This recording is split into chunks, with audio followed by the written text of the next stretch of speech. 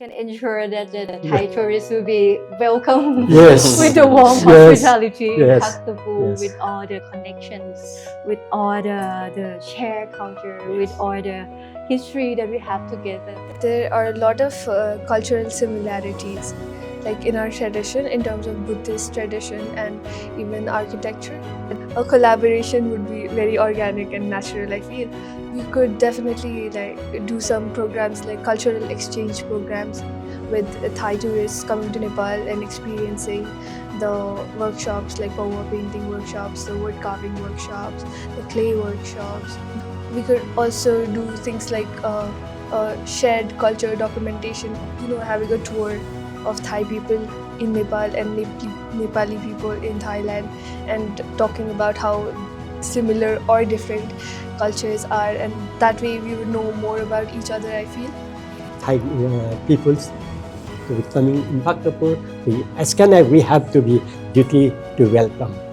What differs us from Thailand is our art and architecture, our culture. And what differs us from the rest of the world is our cultural heritage. No, this is our identity. This is what a lot of tourists from the world are getting attracted. We have to preserve it. Nowadays in our Muni Bihar, every year in Kathindan,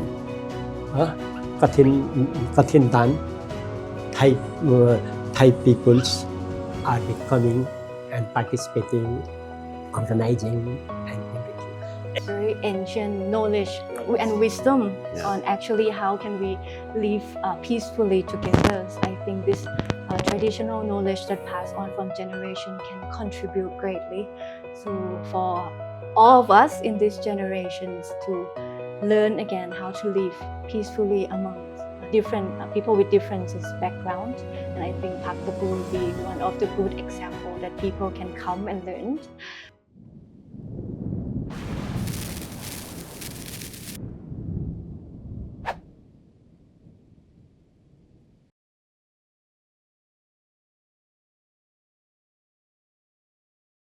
Welcome back to the third round of our roundtable discussions.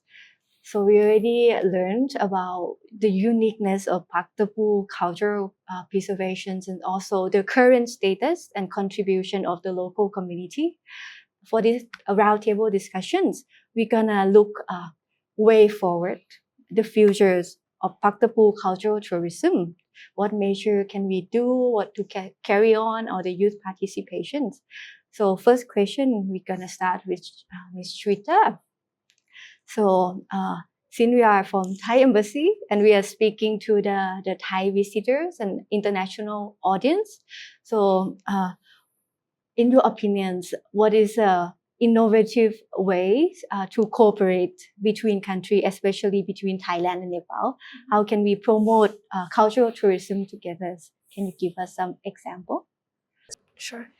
So I've had the opportunity to stay in Thailand for about a year, and I have noticed that there are a lot of cultural similarities, like in our tradition, in terms of Buddhist tradition and even architecture. Like there are certain changes in the motifs, but then it's very similar. Like we have Lumbini and Thailand as Lumpini, and we have Ayodhya and you have Ayutthaya. So, and there are a lot of similar backstories and cultural similarities. So a collaboration would be very organic and natural, I feel.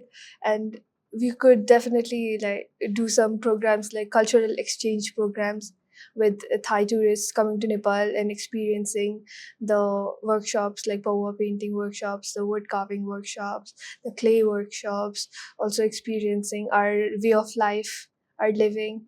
And definitely, if around the festival time, be a part of the jatras that we have. Amazing, so full of life, fun, and everything you can think of in between. And definitely we have so much to learn in terms of innovation, in terms of preservation, and having Nepali artists or infrastructure or architects go to Thailand and see the modern ways of preserving, of collaborating culture into modernity, into modern infrastructure, and so much more like that. we could also do things like shared culture documentation of, like, having a tour of Thai people in Nepal and Nepali people in Thailand, and talking about how similar or different cultures are, and that way we would know more about each other, I feel, right? And a lot more could be done around that thing, around tourism and around travel. And yeah, I feel Nepal is more than welcoming to our tourists and who want to experience our culture. So I think a physical experience, an on-hands experience of our culture, and similarly, we having an on-hands experience of your culture would be a very good way to start. Okay. Yeah, I think you're correct. We share a lot of similarity in terms of cultures, because Thailand we also have Hinduism and also Buddhism in the country, and our culture is developed from that point. We share some similarity between the two countries, but also we have a lot to learn from each other. We have been promoting cultural tourism in Thailand as well, but it might be some different approach, and I think we can adapt together and find some creative way, as you already mentioned, that we can do some documentary, we can do some workshop together and learn from each other what kind of skill that we can develop and learn, so that visitor not only come here for a short visit, but we can appreciate each other culture as well. So thank you very much. So second question on Mr. Rabindra. Since you already mentioned that you start the vocational training centers, in your point of view, why is it important to develop the young generations of this craftsmen, of these architectures, of artists to carry on culture preservation in Nepal and especially in Bhaktapur? Yeah, if you come to Bhaktapur or if you come to Kathmandu Valley, when you look at all the monuments, all these cultural heritage, you can see, you can feel how rich we were. And that's really our richness, and that's also our identity. What differs us from Thailand is our art and architecture, our culture, and what differs us from the rest of the world is our cultural heritage. So, and this is our identity. And also at the same time, and this is what a lot of tourists from the world are getting attracted. So this is our identity, and at the same time it can also support the economy of the country by tourism. So we have to preserve it. And that's why we have to we have to teach this to our future generation, because it has to carry on. And so that's why it's very important, and that's why we have started. Our first vocational school was in Panauti with capacity of 65 students. And we saw the demand, so we started the second vocational school in Bhaktapur with a capacity of 200 students. And now we are constructing the third vocational school with capacity of 1,000 students. Because there is demand, there is interest. Thanks God, the new generation is taking more and more interest on it, which is a big luck for Nepal, I would say. And in the recent protests, we all experience how dedicated they are towards the country. So this is that was also a pleasant surprise for me. But I had already experience in regarding the cultural heritage. They were interested, so I have provided the platform where they can come and learn. And so not only that, so from this year onwards, we are also starting a bachelor in heritage conservation as well. It's a 4-year course affiliated by Kathmandu University. So so the new generation is interested, and at the same time, their interest alone doesn't help. We have to also provide a platform where they can come and they can learn. So I feel myself responsible for that, because I have been working in this field since last 25 years. So now I have provided 2 platforms to the young generation where they can learn the skills and where they can also do the academic course. Okay, so you have been providing platform to many Nepali youth Yeah. in terms and contribute to cultural preservations in the country. So as you already mentioned, when we mentioned about preserving the identity is actually not something that just recently happened. It has been developed for hundreds of years. Yeah. So it have to be carried on with people, not only with knowledge, but also with passion that they want to get involved. And if you be able to talk with Nepali youth today, what kind of message that you want to convey to them to get them, invite them to take part of this cultural preservation of the country? Yeah. No, actually, I don't need to invite them. They are coming by themselves. No, so this interest, what they are taking more and more for their cultural heritage, for their tradition, that's really a blessing, I must say. Because when I started to preserve 25 years ago, everyone thought that I have gone mad. No, because I resigned from a very well-paid job, and then I started to restore an old house, which was not even a house when I bought it. It was a poultry farm. No? Because at that time the tendency was, if you earn money, if you made your career, that means you torn down your ancestor house and you build a concrete house instead. No, and it was the same story also with that house, because the house owner, they built a concrete house. They moved to the concrete house, and what to do with this old house, no? So they started to raise the chicken in this old house, no? So you just imagine, I resigned a very well paid job, and then I bought this house, which was not even a house, it was a poultry farm, and I was restoring this house. So at that time, in my generation, everyone thought that I have gone mad. Whereas now, the new generation, or let's say the very popular word at the moment is Gen Z generation, they are so aware about our traditional architecture, our our cultural heritage. So what we just need to provide them is the platform where they can learn it, and where they can give again to the future generation. So um, yeah, so they are already aware, but we just need to make them bit more aware and plant the platform where they can learn it, and that's what I have been doing. But that's not enough. The government and also the local authorities all over the Nepal, they have to also take the responsibility to to make aware the new generation, and at the same time provide them the platform where they can come and learn it. Okay. So actually, Nepal is actually blessed with young generation who would like to take part of this carry on of the culture of the country.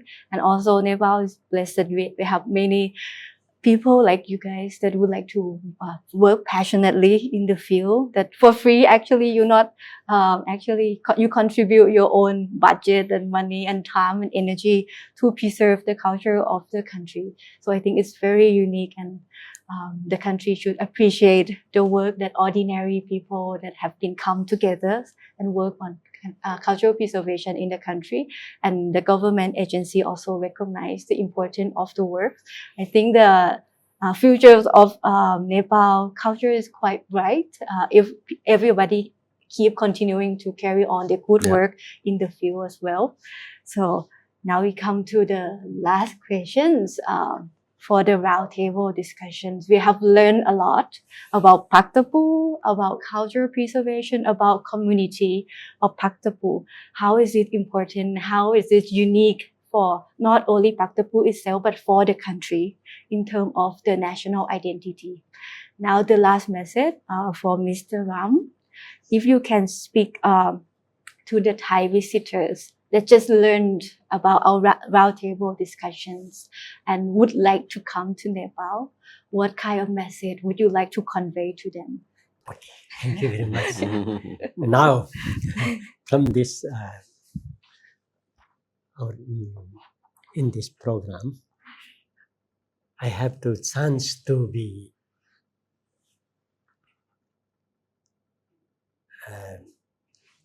grateful to be the Thai embassy to Nepal and the Thai government because of whatever nowadays doing till now long time, doing the Thai government, Thai peoples are doing to develop in the Buddhism, in the Pali traditions, Buddhism.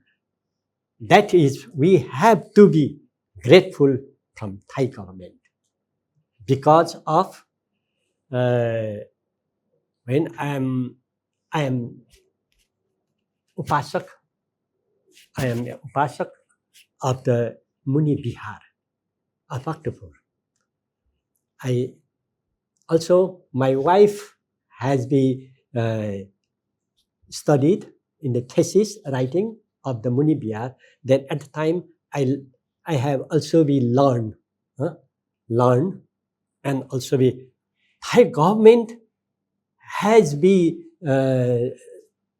so many Nepalese young people and young Bhante are be invited to Thailand and give a job, education of the Buddhism. So then return and then now explore in the Buddhism in Nepal. Because that from the Buddhism, it's as I'm a political science student, I'm teaching in the long time in the international politics and really international relations. Always in the world there had been the problem of the peace and security of the world because of lack of the knowledge of the Buddhism in the world peoples who are the great leaders of the world. They have to be the thing that, first of all, what's the Buddhist? They all are be exploited of the intellectual exploitation, the study of the Buddhism. For the peace of the world, it need a necessary of the Buddhist literature, study of the Chatwari Satya, Eightfold Noble Truth, Arya Astangik Marga, Eightfold Path, and Pratitya Samutpad, and other all the literature of the Tripitaka's Pali language. Every intellectual peoples must be studied, otherwise it is not a peace in the world. That's part the Thai government has been introduced, and the government has been lot of it unlimited helping to Bhaktapur, and not only maybe in the Patan, maybe in Kathmandu and other in Nepal. That's the to be developed of the Buddhism, the helping. I think every Nepali people must be grateful from Thai government, Thai people. Even nowadays in our Muni Bihar, every year in Kathin Dan, Thai peoples are becoming and participating, organizing and everything. Every year, so many students are going to be learn Buddhism in Thailand. That is one. We are as an Upasak, I am very grateful from the Thai peoples. And when I welcome when Thai peoples to be coming in Bhaktapur, as can I, we have to be duty to welcome, and as can I possible give to be facilities, and also be we try, as can I try, I promise that one. That is one. Also be now or Vipassi Bhante.